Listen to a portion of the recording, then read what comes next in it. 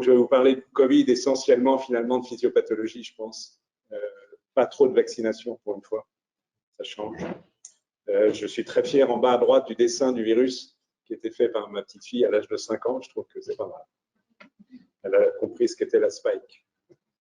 Donc, justement, le SARS-CoV-2, vous avez un dessin sur la partie droite de la diapositive. Il a une forme de couronne en partie liée à cette fameuse spicule ou spike qui lui donne donc cette image et qui contient donc un ARN simple brun entouré d'une nucléocapside. Le génome du virus code pour 29 protéines qui jouent pour certains un rôle tout à fait clair, identifié, pour d'autres où les choses restent encore un peu plus complexes. Je vous rappelle que la famille des coronavirus est très large, qu'il y a un très très grand nombre de coronavirus isolés dans le monde du vivant. En ce qui concerne l'homme, il y en a pour l'instant 7 qui sont connus pour être pathogéniques. Il y en a 4, la sous-famille des alpha-coronavirus, qui sont responsables d'infections banales rhinopharyngées. Il n'est pas exclu que dans l'histoire de l'humanité, il y a 50 000 ans, 100 000 ans, ou plutôt ces virus aient été beaucoup plus pathogènes, mais qu'il y ait eu une adaptation réciproque entre le virus et l'homme. Et puis, évidemment, le sujet qui nous concerne sont les bêta-coronavirus, avec le SARS-CoV-2, qui est un cousin éloigné, mais 80% d'analogie. C'est SARS-CoV-1, donc responsable de pneumonie sévère en Chine, je vais revenir dans un instant, il y a maintenant 17-18 ans, et aussi cousin légèrement plus éloigné du MERS, qui a donné donc également des pneumopathies sévères au Moyen-Orient, qui continue de sévir à bas bruit, et qui a tué quelques milliers de personnes. Et vous savez, donc, ce virus est issu d'une zoonose via la chauve-souris, hôte intermédiaire, et après des discussions dans lesquelles je n'entrerai pas aujourd'hui sur l'arrivée à l'espèce humaine et les circonstances. Un point, première chose que les médecins ont appris, c'est que finalement, paradoxalement, le SARS-CoV-2 est virulent, moins sévère que ses cousins. Si on regarde cette courbe qui vous montre en fonction de l'âge en abscisse l'onglet Infection Fatality Rate, le ratio de donc le mort lié à l'infection. Vous avez la courbe en bas en rouge qui est le SARS-CoV-2, évidemment, comme chacun le sait, qui tue plus les personnes âgées que les personnes moins âgées. Et vous avez en bleu et en vert les mêmes courbes concernant le MERS et le CoV-1 qui tuent beaucoup plus, qui ont tué entre 30 et 40% en gros des personnes infectées, mais qui ont le bon goût d'être beaucoup moins transmissibles. Et ils sont beaucoup moins transmissibles parce qu'ils n'ont pas de phase, celle que j'ai entourée en bleu sur cette diapositive concernant le SARS-CoV-2, il n'y a pas de phase présymptomatique. Dans les infections à MERS ou SARS-CoV-1, la réplication virale est probablement liée à la virulence extrême du virus. D'emblée est associée aux manifestations cliniques. Donc, du coup, il n'y a pas cette phase silencieuse de 4-5 jours que nous connaissons avec le SARS-CoV-2 et qui limite considérablement la transmission du virus. Donc, pour le SARS-CoV-2, moins virulent, mais néanmoins, par contre, beaucoup plus transmissible que ses cousins. On a une phase présymptomatique suivie d'une phase symptomatique quand symptômes il y a au moins une moitié de forme asymptomatique et que vous pouvez suivre sur cette diapositive avec la courbe verte qui indique la présence des symptômes. En jaune, vous avez de façon schématique la charge virale dans les poumons, et en rouge, donc qui débute évidemment d'emblée, la charge virale au niveau de l'oropharynx, et en bleu, vous avez la réponse de l'immunité adaptative PEV qui commence au bout de 4-5 jours.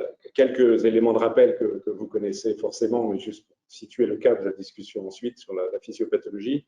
Donc, on connaît depuis maintenant le printemps dernier les récepteurs du virus. Donc, du côté viral, c'est la spike à travers le domaine en jaune sur la partie droite de cette diapo, qui est impliquée dans l'interaction avec son récepteur, qui est la molécule S2, angiotensin converting enzyme, qui est par ailleurs une peptidase, mais le fait qu'elle soit une peptidase n'intervient pas dans la liaison à la spicule du virus. Et il y a un second récepteur, un co-récepteur pour être précis, qui s'appelle TMP-RSS2, qui participe de l'endocytose des particules virales. Je ne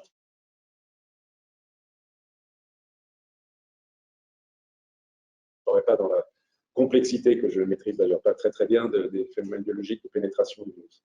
Et donc l'image de droite vous donne à partir des images trimoléculaires connues, si vous imaginez que la cellule qui va être infectée est en haut à droite de la diapo, vous avez en vert S2, en jaune le domaine qui s'appelle le RBD, Receptor Binding Domain de la spike, qui intervient principalement dans interactions, pas exclusivement, il y a aussi l'amino-terminal domaine qui est un peu plus haut en gris là, qui intervient également, mais c'est surtout cette région-là qui est impliquée. Donc ça, ce sont des notions qui sont aujourd'hui bien établies.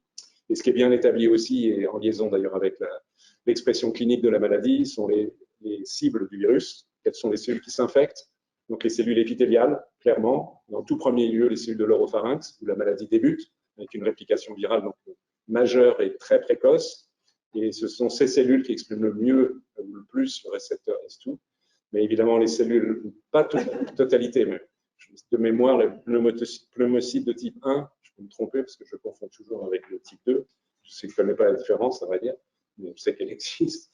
Mais elles sont infectables également, donc secondairement l'infection pulmonaire. Mais par exemple, l'épithélium digestif est parfaitement infectable et vous savez sûrement qu'une fraction des patients ont une pathologie digestive et parfois une pathologie digestive exclusive, ce qui s'explique par une infection directe de l'épithélium intestinal. Et en plus des épithélias, il faut ajouter les cellules endothéliales des vaisseaux, ce qui joue probablement un rôle dans la pathologie vasculaire associée à cette maladie et éventuellement quelques autres cellules. Je n'entre pas plus dans les détails. Les cellules du système nerveux n'ont pas de récepteur pour S2. Donc, il n'y a pas d'infection directe des cellules du système nerveux. Les macrophages peuvent être infectés dans des situations de forte réplication virale et ceci probablement intervient dans un certain nombre de phénomènes physiopathologiques dont l'anosmie et l'agueusie connue de cette maladie. Donc le fait que ce soit d'abord une maladie des muqueuses fait qu'en termes de réponse immune, je vais discuter, évidemment l'immunité associée aux muqueuses joue un rôle prépondérant, bien que, à vrai dire, aujourd'hui, on s'aperçoit à travers la vaccination, on fait tout sauf induire une immunité muqueuse, il n'y a absolument pas d'induction d'immunité muqueuse puisque la vaccination se fait par voie systémique, donc il n'y a pas d'induction d'IgA, il n'y a pas de test spécifique du virus au niveau des muqueuses, et ça marche quand même, juste pour dire que les choses sont pas aussi simples que cela à définir. Rappel très bref sur la maladie, que évidemment tout le monde connaît aujourd'hui, avec son gradient de sévérité entre les formes asymptomatiques et les syndromes de détresse respiratoire aiguë. À droite, vous avez des images successives de gravité croissante d'infiltrats pulmonaires responsables de la pathologie. On y reviendra, associé à un orage cytokinique. En fréquence, heureusement, les choses vont dans l'autre sens, mais avec une situation variable en fonction de l'âge et des comorbidités et un taux de mortalité global initial évalué entre 0,5 et 1%, aujourd'hui 0,5% grâce au progrès de la prise en charge. Et au niveau de l'atteinte pulmonaire, qui est quand même principale, même si elle n'est pas exclusive, il y a à la fois des lésions des alvéoles, un œdème pulmonaire, des microtrombies, vous ne voyez peut-être pas très bien dans l'image en haut à droite, parmi les 4 images de pathologie, et en bas à gauche, vous avez l'infiltration, l'inflammation et l'infiltration par à peu près toutes les cellules possibles et imaginables du système immunitaire, et aussi des lésions de fibrose qui peuvent s'installer. Voilà, rapide rappel. Et bien sûr, vous savez que cette maladie est, je l'ai déjà dit, très fortement liée pour sa gravité à l'âge. Elle est un peu plus sévère chez les hommes et j'y reviendrai, plus sévère dans un certain nombre de situations de comorbidité. Donc voilà pour le cadre d'éléments de rappel que vous connaissez. Je voudrais maintenant évoquer la physiopathologie à travers la réponse immunitaire, ce qui est probablement une vision certainement réductrice de la situation. Mais d'abord, c'est ce que je connais un peu mieux. Et deux, je ne suis pas sûr, indépendamment de moi, qu'on connaisse très très bien d'autres déterminants des mécanismes de la maladie. De façon extrêmement schématique, dans la plupart des cas, heureusement, le scénario est celui du haut de cette diapositive, c'est-à-dire qu'il y a une infection aiguë et un contrôle de cette infection. Donc, vous avez en violet la charge virale. Vous avez initialement, en termes de réponse immune, en vert, une réponse innée qui se contrôle d'elle-même, si je puis dire, et qui est suivie au bout de quelques jours de l'induction des réponses adaptatives T et B. Et tout ceci conduisant à contrôler la réplication virale et permettre secondairement la cicatrisation, la guérison des lésions des cellules infectées et des cellules de voisinage. Et en bas, vous avez l'image d'une infection sévère où la réplication virale est en gros pas contrôlée, où l'immunité innée, à vrai dire, se prolonge mais change complètement de profil, j'y reviendrai. Et comme vous le savez très très bien, il y a une maladie hyper-inflammatoire très particulière qui contribue très largement à la gravité de la maladie. Et en termes de réponse d'immunité adaptative, les patients qui ont des formes graves produisent beaucoup d'anticorps, plutôt plus en moyenne que les sujets qui contrôlent la maladie. Mais en termes de ratio parmi les anticorps produits, le ratio d'anticorps neutralisant sur le total des anticorps est plutôt un peu plus faible. Mais bon, je ne suis pas sûr que c'est une grande importance. Par contre, ce qui est tout à fait clair, c'est ce que en bas à droite en bleu, c'est qu'il y a un déficit d'immunité boostée il y a à la fois une lymphopénie et un défaut de réponse, des différentes fonctions effectrices qui sont observées dans cette situation. Et il n'est pas facile de décortiquer dans cette affaire si c'est cause, conséquence ou un peu un mélange de causes et de conséquences. Voilà. Alors, si on essaye d'aller un tout petit peu plus dans les détails, en commençant par l'immunité innée, dans le scénario favorable, il est celui-là. Donc, quand le virus infecte le tissu épithélial et aussi donc, quelques cellules du système immunitaire, macrophages et cellules dendritiques, l'ARN viral est reconnu par des récepteurs cytosoliques et dans des endosomes, différents types de récepteurs, et vont déclencher très rapidement une série de productions de facteurs, dont les interférons de type 1, mais aussi des protéines pro-inflammatoires et des chemokines. Et ceci induit, comme vous le savez, au recrutement d'autres cellules myéloïdes et à l'activation, ça prend quelques jours, on a déjà dit, de l'activation T et B, permettant globalement, et l'action de l'immunité innée à travers les interférons en particulier, et des anticorps et des effecteurs T, à contrôler l'infection virale. Et une troisième phase pas très bien connue, mais vraiment très importante, qui est le retour à la normale, donc avec un profil notamment de cellules myéloïdes qui soient anti-inflammatoires à travers la production de cytokines anti-inflammatoires et aussi de toute une série de substances qui agissent pour permettre la prosynthèse de cellules là où il y a une mort cellulaire, comme le cellules épithéliales pulmonaires ou autres, et donc cicatrisation. Donc c'est le profil favorable de l'évolution de l'infection, ce qu'on peut appeler une immunité protectrice. Si on va un peu plus dans le détail, donc vous voyez ici le virus via ses ARN, soit dans le cytosol à gauche, dans la partie gauche de la diapo, soit à droite, je peux peut-être utiliser une flèche, soit dans des vésicules d'endocytose, donc qui activent les récepteurs, les toll-like récepteurs, d'une part RIG-I et MDA5 en cytosol, et ces deux voies vont converger à travers une série d'éléments de transduction vers la transcription des gènes qui codent pour les interférons de type 1 et type 3 dans les cellules épithéliales. Donc la sécrétion de ces interférons qui peuvent agir en cis sur la même cellule ou en trans sur les cellules voisines, qui expriment le récepteur qui est un hétérodimère, récepteur 1 et 2, et à travers les kinases qui sont connues, JAK1 et type 2, activer les facteurs de transcription et qui vont induire l'expression de toute une série de gènes qu'on appelle les interférons stimulated genes et qui vont contribuer fortement au contrôle de l'infection virale. Cette affaire n'est pas simple en termes de phase, de façon schématique. Il y a une phase de détection, une phase de transmission de signal, une phase de réponse et de fonction effectrice. L'affaire n'est pas simple à plusieurs niveaux, parce qu'il y a des interférons, il y en a beaucoup. Si je ne parle pas de l'interféron gamma type 2 qui n'est pas impliqué ici, type 1, vous pouvez lire qu'il y a 13 interférons alpha, plus de bêta, etc., etc. Et il y a 4 interférons de type 3, donc qui sont présents au niveau des épithéliums, avec des récepteurs différents, même des voies de transduction de signal relativement proches, mais de quelle manière ces différents interférons interviennent, à vrai dire, c'est mal connu, en tous les cas, certainement de moi. Et en aval, au niveau des gènes induits par les interférons, il y a à ce jour à peu près 600 molécules différentes, 600 effecteurs, donc qui sont des protéines dont le gène est induit à la transcription par les interférons. La complexité du système est absolument redoutable. Ce qu'on sait d'une manière générale, cette diapo n'est pas spécifique au SARS-CoV-2, c'est que les différentes protéines ISG, les interférons stimulated genes, agissent, sur cette diapo, c'est les petites étoiles rouges, roses, je ne sais pas, agissent à toutes les étapes du cycle de réplication des virus. Donc, vous voyez ici un virus, quel qu'il soit, alors mettons que ce soit le SARS-CoV-2, qui est entré soit par fusion et directement dans le cytosol, soit dans un endosome, et ça c'est correct pour le SARS-CoV-2. Donc ensuite, à toutes les étapes de fusion membranaire, d'ouverture, alors ça l'image est fausse, la capside, il n'y a pas de capside pour le SARS-CoV-2, mais ensuite les étapes de réplication de l'ARN, de traduction des protéines virales, etc., et encore les dernières étapes d'assemblage du virus, les différentes protéines de type ISG agissent pour bloquer, limiter la réplication virale. C'est un système très complexe, mais plutôt efficace, qui nous permet de contrôler habituellement des infections virales. Et ces interférons de type 1, non seulement ils agissent directement pour bloquer la réplication virale, mais ils sont de puissants agents inducteurs des réponses adaptatives. Donc c'est la communication entre unité innée et adaptative en favorisant, je vais rentrer en détail, la présentation d'antigènes, notamment lymphocytes TCD8, mais aussi l'activation des lymphocytes B, c'est ce qui est entouré dans les rectangles rouges de cette diapositive.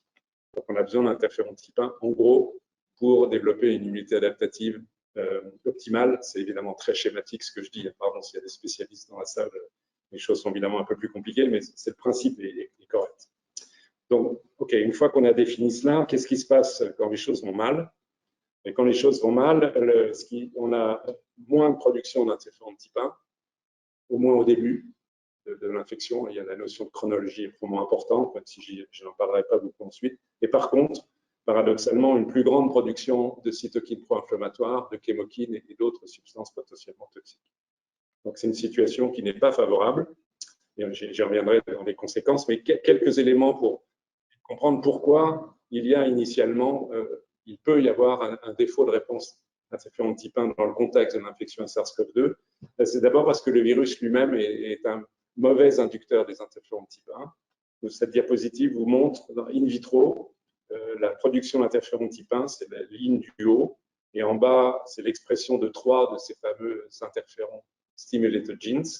En fonction du fait qu'on a infecté les cellules à virus de la grippe, H1N1 sont les colonnes vertes, versus SARS-CoV-2, les colonnes grises. Et vous voyez, il n'y a pas besoin d'aller dans les détails. C'est évident que toutes les colonnes vertes sont beaucoup plus élevées que les colonnes grises.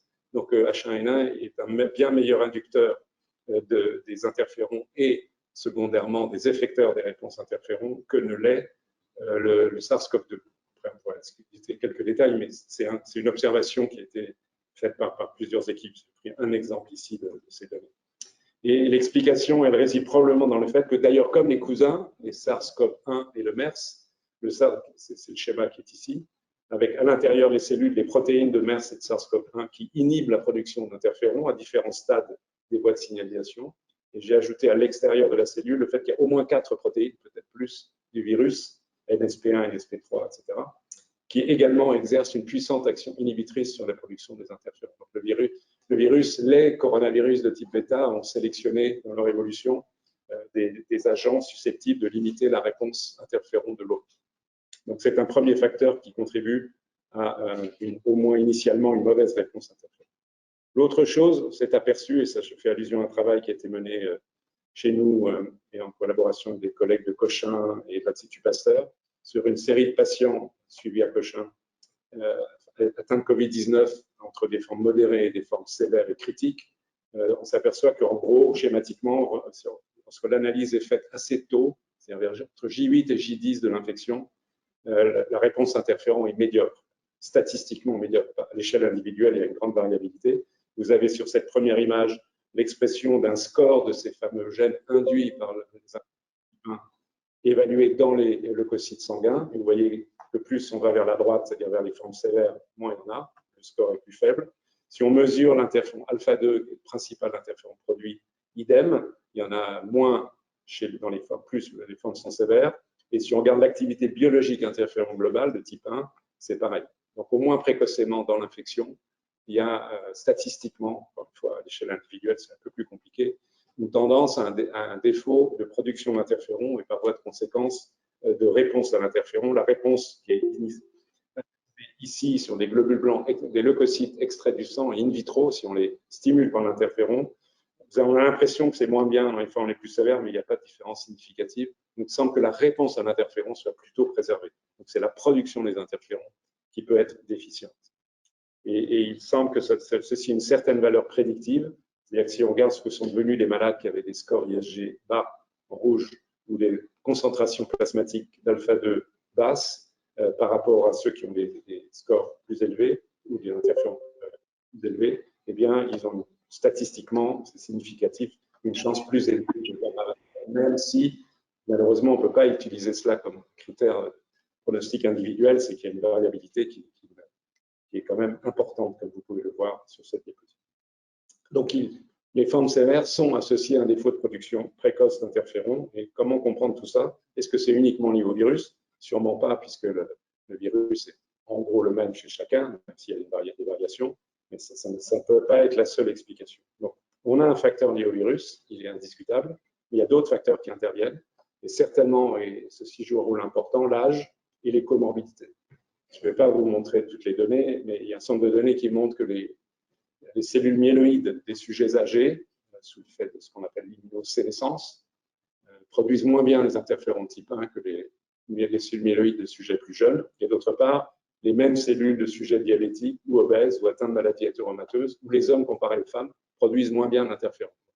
Je ne dis pas que l'effet des comorbidités en facteur de risque du SARS-CoV-2, donc du Covid, soit strictement dépendant d'interférons, mais c'est un élément plausible qui y contribue. Donc ceci est à peu près avéré. Juste pour l'illustrer, je montre une diapo, le travail de chez nous, de Frédéric Rioloca, qui vous montre le score IHG dans des catégories de patients enfants versus adultes, quelques enfants infectés, comparé à des contrôles et comparé à en regardant aussi les formes sévères. Donc, apprécier que l'échelle est logarithmique. Donc, les sujets contrôles, en l'occurrence, que ce soit les enfants ou les adultes, ils ont un score quasi nul. Les patients atteints de pneumonie qui ne sont pas dus à SARS-CoV-2 ont un score IHG très élevé. Les enfants atteints d'une pneumonie à SARS-CoV-2 ont un score également très élevé. Les adultes âgés testés, donc à peu près au même moment, J8, J12, de l'infection dans une forme pas trop sévère, vous voyez qu'ils ont au moins 10 fois moins l'interféron type 1, de score induit par l'interféron type 1. Et les malades plus sévères, ce que je vous ai déjà montré tout à l'heure, c'est encore 10 fois moins. Donc clairement, il y a un effet de l'âge. C'est tout à fait évident dans la capacité de la réponse interféron type 1. À côté de ces facteurs, il y a ce qu'a mis en évidence le groupe de Jean-Laurent Casanova, le fait que parmi les patients ayant des formes graves, un peu plus de 10%, c'est même 13%, de façon étonnante, mais c'est un fait, développent des auto-anticorps contre les interférons de type 1 et qui sont neutralisants, donc qui de fait bloquent la fonction des interférons, ce qui montre à nouveau que l'interféron joue un rôle important. Et puis, il y a un peu de génétique.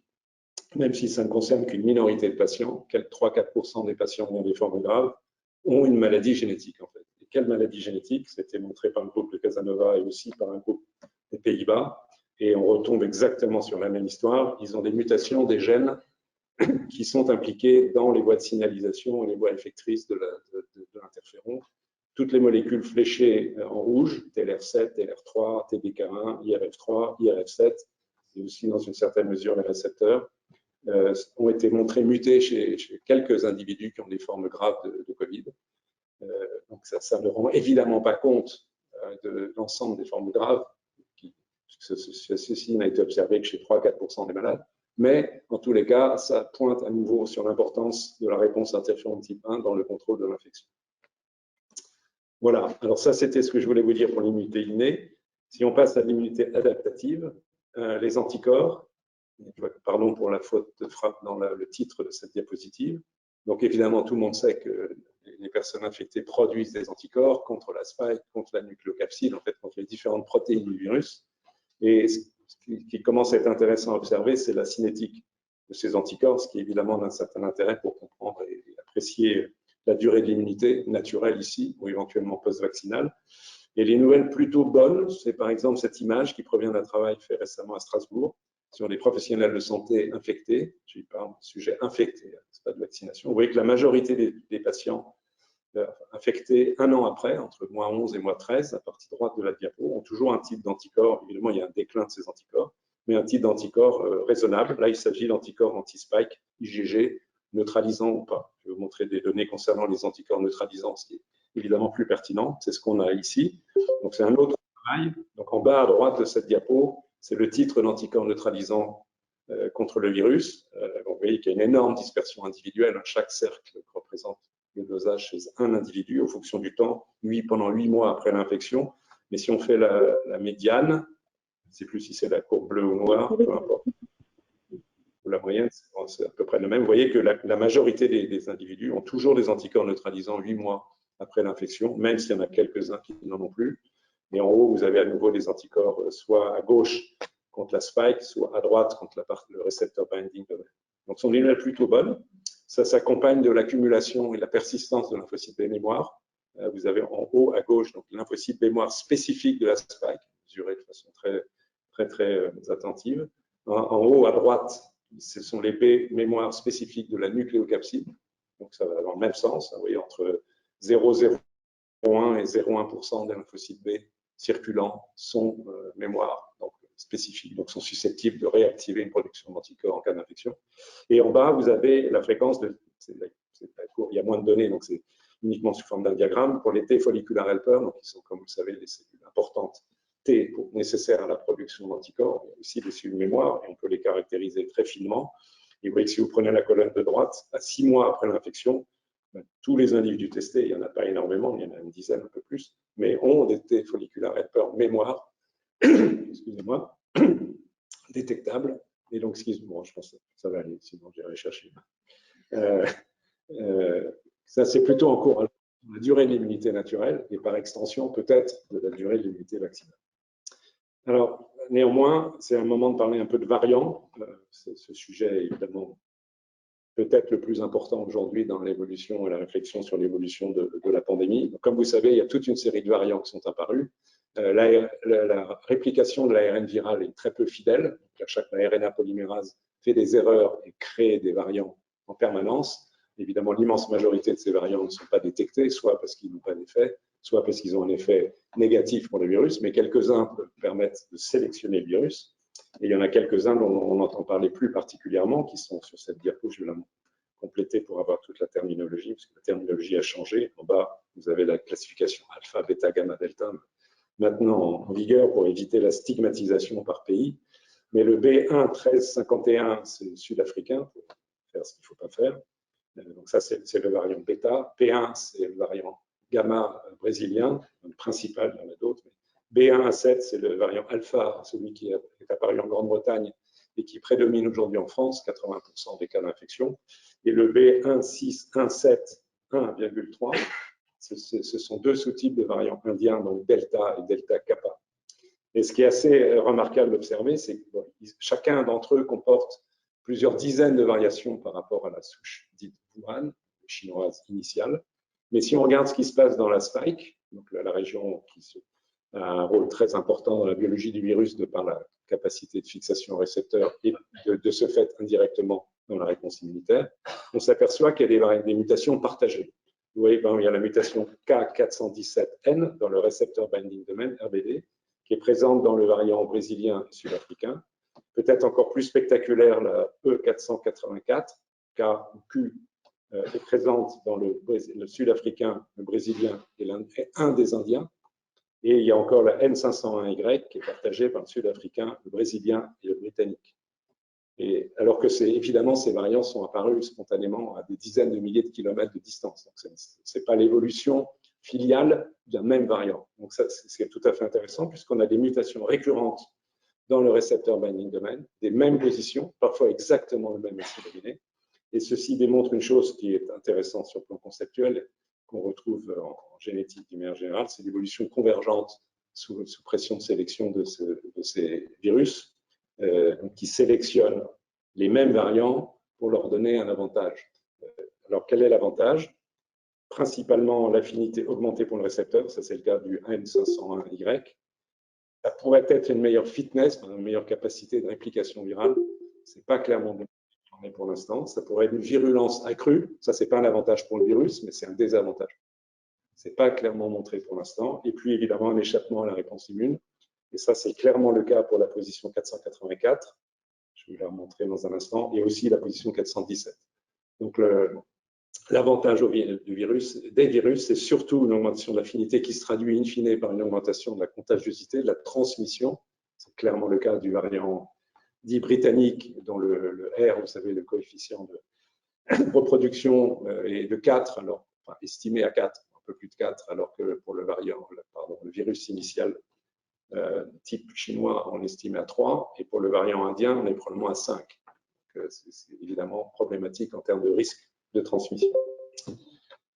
Mais la bonne nouvelle possible, non certaine, c'est le caractère récurrent de ces mutations suggère que le virus n'a peut-être pas énormément de possibilités diverses d'évoluer et d'être sélectionné ensuite en fonction de sa résistance à la réponse.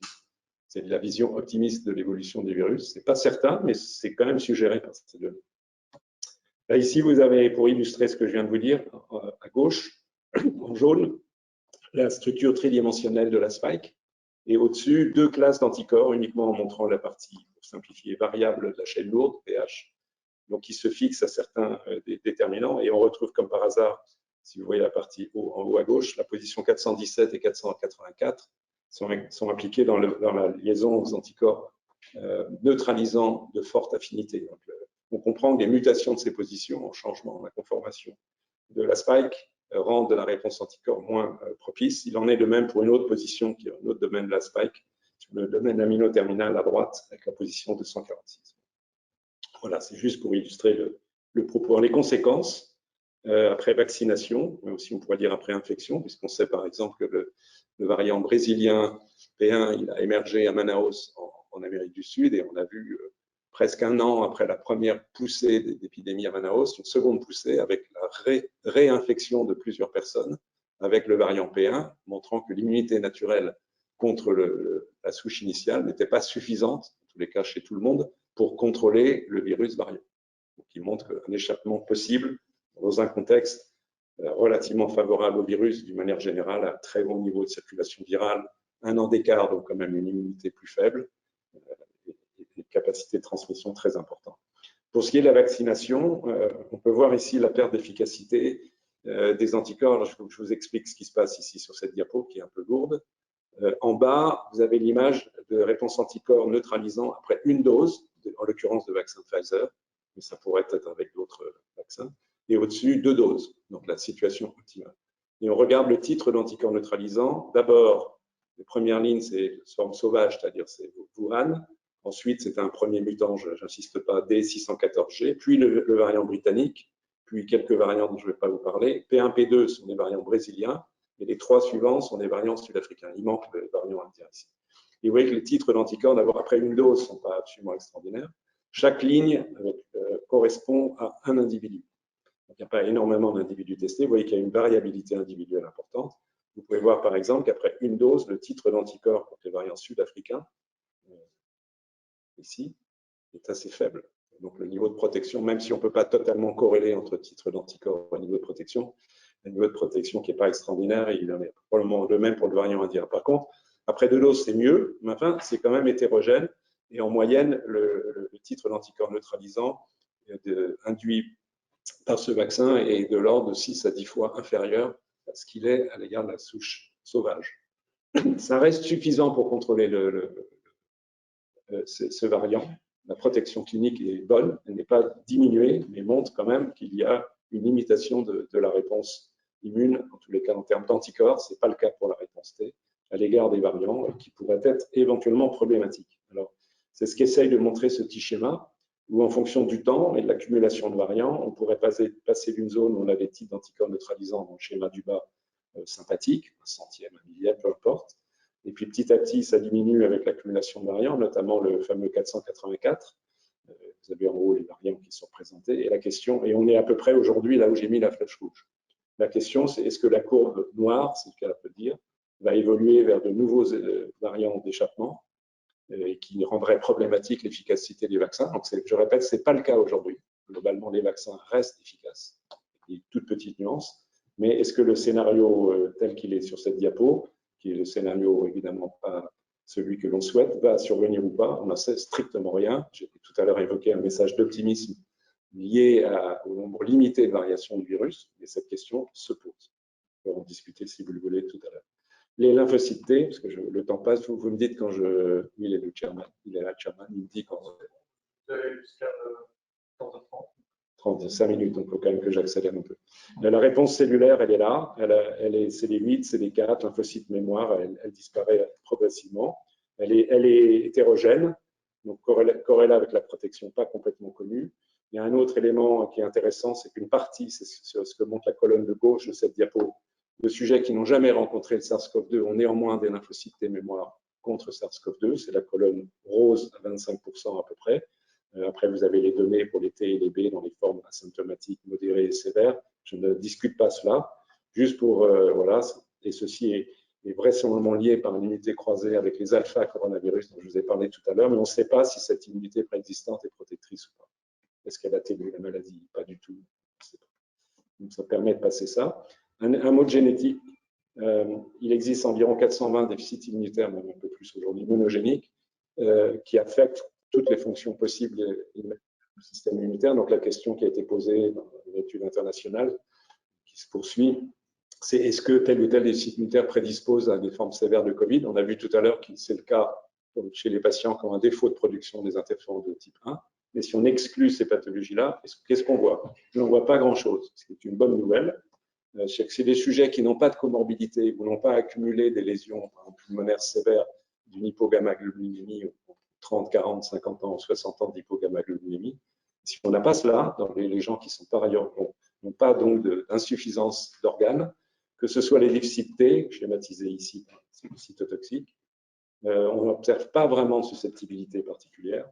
Dans les lymphocytes B, c'est assez flagrant, il y a maintenant plusieurs dizaines de patients agammaglobulinémiques qui ont été infectés par le SARS-CoV-2 et qui ont fait des formes absolument bénignes et qui ont contrôlé le virus sans anticorps, ce qui est assez remarquable. Il y a quelques-uns qui ont des formes chroniques, quelques-uns qui ont des formes plus sévères, mais en général, ils ont des comorbidités.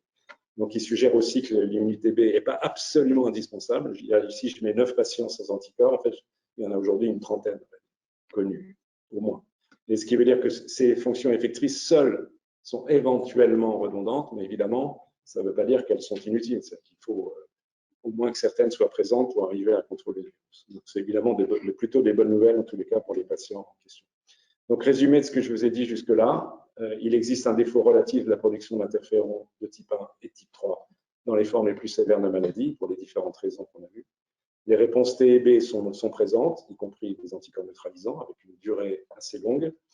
Parfois, il y a la préexistence d'une immunité T, pas vraiment B, dans une fraction de la population par réactivité croisée avec les coronavirus alpha. Et je ne vous l'ai pas montré, mais il y a une défaillance de la réponse adaptative, excusez-moi, T, dans les formes les plus sévères. Un mot sur l'orage cytokinique, les syndromes inflammatoires, donc associés à ces pathologies pulmonaires, mais pas que pulmonaires, graves.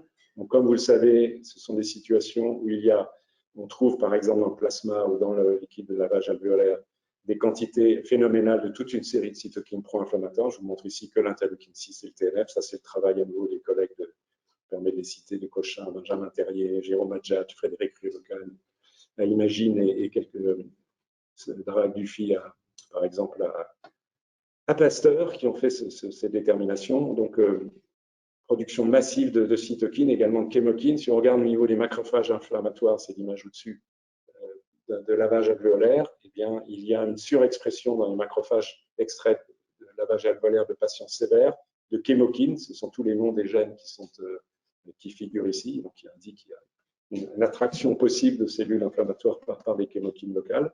Et donc, la situation, si je reviens au petit schéma qu'on a vu tout à l'heure, maintenant on est à droite, où on a une production déjà initiale importante de chémokines et de cytokines, un recrutement et un cercle vicieux avec production majeure de ces cytokines et de chémokines par des cellules myéloïdes, et également de facteurs procoagulants, je simplifie, pardon, qui favorisent les événements de thrombose qui sont plurifactoriels, mais ceux-ci jouent un rôle important, et à contrario, qui induisent, de façon pas complètement claire, un déficit T, au moins avec une apoptose de lymphocytes T, et donc une réduction de la réponse adaptative. Donc ça, c'est une unité pathologique qui est associée notamment avec une surexpression des transcrits de la voie NF-κB dans le contexte inflammatoire, qui est complètement lié à la sévérité de la maladie, et qu'on peut essayer de schématiser dans ce diagramme un peu compliqué, j'en suis désolé, mais qui essaye d'intégrer plusieurs notions. Le retard de la production d'interférons de type 1, si vous partez de la gauche de la diapo, dans les cellules épithéliales infectées et les cellules inflammatoires, mais par contre la présence du virus, évidemment, qui induit directement, notamment par la voie NF-κB, la production de toute une série d'agents pro-inflammatoires et aussi du complément qui joue probablement un rôle important dans cette pathologie, de facteurs procoagulants qui est en bas, je ne sais pas s'il est là, facteur tissulaire, il est là. Et encore, cette diapositive est simplifiée parce qu'elle ne tient pas compte du rôle des polynucléaires, notamment immatures, qui sont présents et qui probablement contribuent de façon parallèle, on va dire, à la gravité de ce syndrome. Donc, pour finir, j'ai quasiment fini. Est-ce qu'on peut analyser des éléments de facteurs de risque de cet état hyperinflammatoire? Je vous ai brièvement résumé, j'ai résumé en 2 diapos, au moins 200 papiers, au moins, de la littérature. Donc, le virus lui-même a une action directe pro-inflammatoire via les récepteurs qui détectent l'ARN viral et induit une réponse NF-κB puissante et prolongée. On retrouve les comorbidités dont j'ai déjà parlé, l'âge et l'immunosénescence et l'obésité et le diabète et la maladie athéromateuse, qui sont toutes des situations où je vous ai indiqué tout à l'heure que les cellules myéloïdes de ces sujets produisaient plutôt moins d'interféron type 1 que les cellules de sujets jeunes en bonne santé. Mais par contre, c'est une situation pro-inflammatoire qui est assez bien connue, où ces cellules sont prêtes à, sur le plan épigénétique, c'est tout à fait clair, les gènes qui codent pour les cytokines pro-inflammatoires sont prêts à être transcrits, et dès qu'il y a la moindre stimulation, une surexpression de tous ces gènes, qu'on retrouve aussi incidemment dans l'hématopoïèse clonale. On ne sait pas si l'hématopoïèse clonale est un facteur de risque de Covid, c'est en cours d'études, mais j'aurais envie de parier qu'il en sera ainsi, on verra. Est-ce que dans ce contexte, il y a aussi de la génétique? C'est moins clair que pour les défauts d'interféron dont j'ai parlé tout à l'heure. Il y a un certain nombre d'études assez amusantes, je vais juste en évoquer une, surtout qu'elle a un petit côté intéressant en termes d'évolution, c'est le locus sur le chromosome 3, qui est un facteur de risque, ce n'est pas la génétique mendélienne, mais les individus qui ont un haplotype précis, que je vais détailler dans un instant sur ce chromosome 3, ont un facteur de risque fois 1,6 de sévérité de Covid. Cet haplotype, il est très présent dans les camemberts en la partie rouge, en Asie du Sud-Est, en Inde, en Bangladesh. Est-ce que ça contribue à la sévérité de la maladie là-bas? Évidemment, il y a plein d'autres raisons qui n'ont rien à voir avec la génétique, mais ce n'est pas exclu. Alors, ce qui est intéressant, c'est que donc, cet haplotype contient plusieurs gènes qui sont des récepteurs de chémokines. Donc, l'hypothèse, c'est qu'en fait, les variations correspondent à des gains de fonction de ces récepteurs de chémokines qui favorisent l'inflammation. Et l'aspect anecdotique mais intéressant de cette histoire, c'est que cet haplotype, on l'a hérité de Néandertal, dans les croisements entre l'Homo sapiens et Néandertal, que sans doute au cours de l'évolution, il a joué un rôle positif, puisqu'il favorise une réponse inflammatoire pour combattre tel ou tel agent d'infection. Il y a d'autres facteurs de risque, du complément, de kinase, je ne vais pas entrer dans les détails. Et il est intéressant d'observer, j'ai du mal à comprendre, c'est que je reviens aux pathologies génétiques héréditaires monogéniques, mendéliennes, qui touchent le système immunitaire. On connaît toute une série de pathologies, gains de fonction pro-inflammatoires. On pourrait s'attendre que le Covid soit plus sévère. Et à ce jour, il n'y a rien de tel qui a été décrit. Bon, je le mentionne, mais je ne sais pas ce que ça signifie. Donc, si on se résume de façon ultra schématique, évidemment, l'évolution favorable au contrôle de l'infection passe en particulier par une immunité innée adaptée en termes de production d'interférons et ensuite une réponse immune efficace T et B. Et que si ceci ne fonctionne pas, c'est l'image du bas, excusez-moi, la réponse immune est présente, mais elle est 1, inefficace et 2, délétère, comme vous le savez. Et la conclusion qu'on peut en tirer, c'est sur les thérapeutiques. On peut agir théoriquement sur les deux aspects de la pathologie, réduire la réplication virale si on avait des médicaments antiviraux efficaces. Un certain nombre sont en cours de test, il n'y a rien de probant à ce jour. Les anticorps neutralisants sont certainement intéressants et, comme vous le savez, sont en train d'être utilisés à condition de les utiliser dans les phases précoces chez les patients à risque. Et indiscutablement, c'est un bénéfice. Et on peut discuter, les essais sont en cours, les données ne sont pas claires à ce stade. Une utilisation très précoce de l'interféron, par exemple sous forme de nébulisation, pourrait être utile. À voir, on attend les résultats. Et l'autre phase, c'est évidemment les agents anti-inflammatoires, avec des données quand même un peu frustrantes, parce que c'est le seul médicament vraiment clairement efficace, comme vous le savez, sont les glucocorticoïdes. Tout le reste, il y a des données positives, controversées, et je ne vais pas entrer dans ces détails, mais bon, c'est une voie de recherche. Ce qui est possible, c'est que la neutralisation d'une seule substance ne suffise pas. Et c'est un peu naïf de neutraliser que l'interleukin-6, que le TNF, etc. Peut-être que l'inhibition des JAK kinases est plus large et plus intéressante. Voilà, j'en ai fini. Mes conclusions, c'est que la sévérité, c'est une réponse immune innée, on tient compte d'une réponse immune innée inappropriée. Il y a des facteurs viraux et de l'autre, génétiques, mais surtout acquis, comorbidité, qui résultent en une réponse immune à la fois insuffisante et délétère. On aurait bien besoin d'avoir à l'échelle individuelle des biomarqueurs prédictifs pour savoir ce qu'il faut faire. Les pistes thérapeutiques, on vient d'en parler, elles sont nombreuses, mais pas très validées. Et la vaccination, évidemment, dans ce contexte, est plutôt prometteuse. Je m'arrête là.